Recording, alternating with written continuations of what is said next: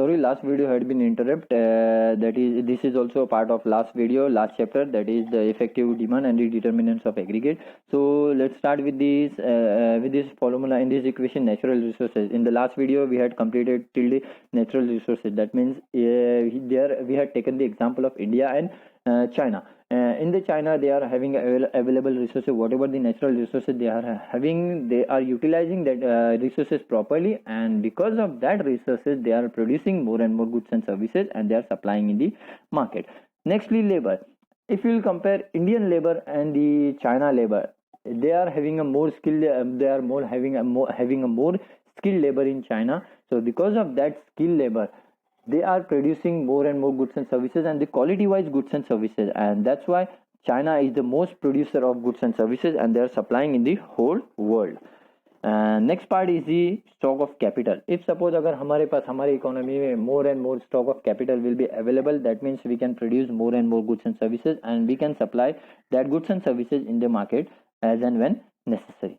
Next is the technology. If suppose अगर हमारी economy में अच्छी से advance technology if you use, that means कि उससे उससे क्या हुआ कि हमारी इकोनॉमी में we can produce more and more goods and services, and because of that we can supply in our economy more and more goods and services. इसलिए अगर हम इंडिया और चाइना को भी अगर इसमें टेक्नोलॉजी में अगर कंसीडर करें तो as compare to India, China is the most producer of goods and services. That's why if you'll see in the every electronic products or every whatever product we are having in India, most of the product we will see that is a made in China. Why that is made in China? Because of they are having advanced technology, and they are using that advanced technology for the producing of goods and services, and they are producing that goods and services and supplying in the economy.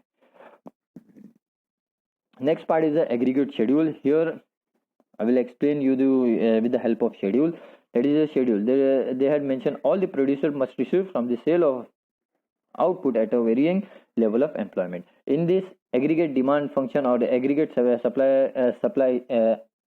aggregate supply schedule, they want to explain it at the given level of employment, whatever the producers produce that goods and services, and that goods and services they are supplying, that means sale in the market, and from that whatever the output, whatever the income they will get, that is that is nothing but the aggregate supply function.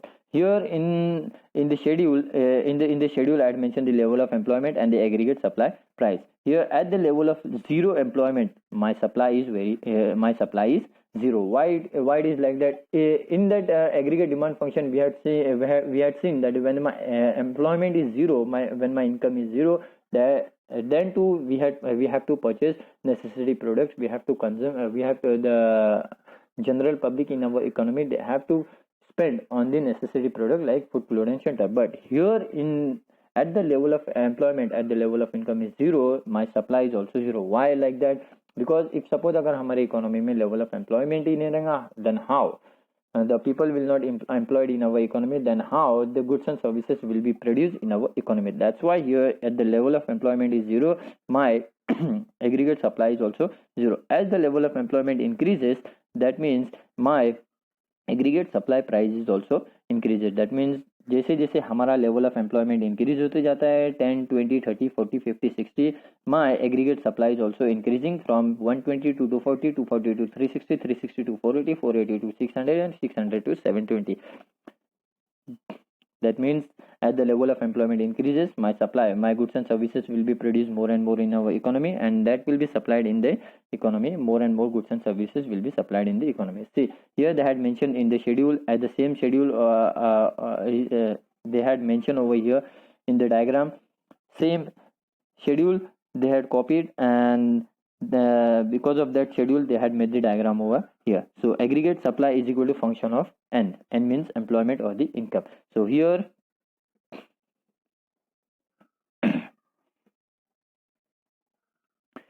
on the x-axis they had mentioned the employment, on the y-axis they had mentioned the minimum expected proceeds. That means the aggregate supply function. See here, when my employment is zero, my supply will also be zero. Aggregate supply will also be, because at the level of zero employment, no goods and services will be produced in our economy. That's why my aggregate supply function is zero. Aggregate supply function is zero. As the level of employment increases, that means here as the level of employment increases, that means my aggregate supply function will also increases. So here also, that's why they had mentioned over here aggregate supply function. Aggregate supply function is equal to functional relationship with the employment.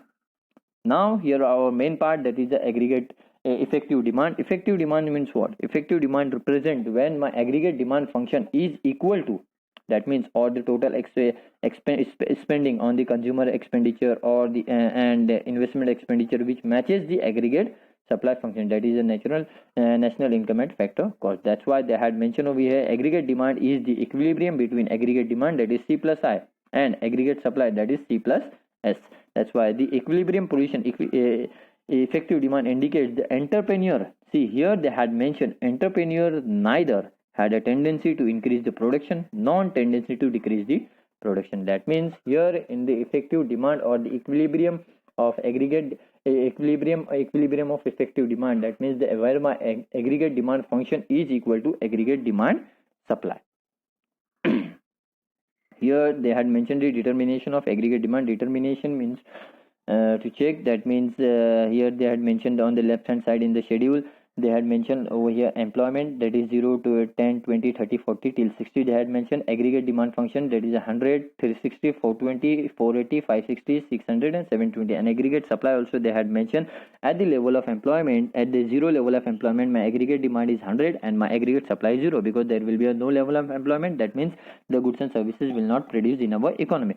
But at the level of zero employment, the people of the economy have to consume the necessary products, that is food, clothing, shelter. That's why here they had mentioned the aggregate demand function is 100. As the level of employment increases, that means 10, 20, 30, 40, 50, 60, the aggregate demand also will increase in our economy, and the aggregate supply will also in our also increases in our economy. See, when my employment is 0, my employment aggregate demand function is 360 and my aggregate supply function is 120. That means aggregate demand is greater than the aggregate supply. When my employment is 20, that means from 10 to 20 increases, that means the aggregate demand is 420 and my aggregate supply function is 240. That means here also aggregate demand function is greater than the aggregate supply.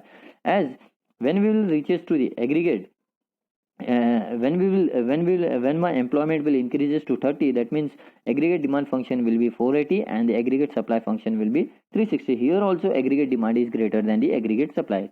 See, at the level of employment is 50, when my level of employment is 50, that means the aggregate demand function is also 600 and the aggregate supply function is also 600. Here that is nothing but the ED, effective demand, where my aggregate demand function is greater than the aggregate supply function. Here I will explain you in the diagram also, same part I will explain you in the diagram also. On the x-axis we had taken the employment, on the y-axis we had taken the aggregate demand function and the aggregate supply function. See here at this point of level, this is nothing but the effective demand, because when my aggregate demand function, this line and this line, when my aggregate demand function is equal, that means they are intersecting with each other. That's why it is called as the effective demand. Thank you very much. Here we had come to an end with the chapter of effective demand or the determinants of demand. If you are having any doubts regarding this chapter, you can contact me on my detail. Thank you very much.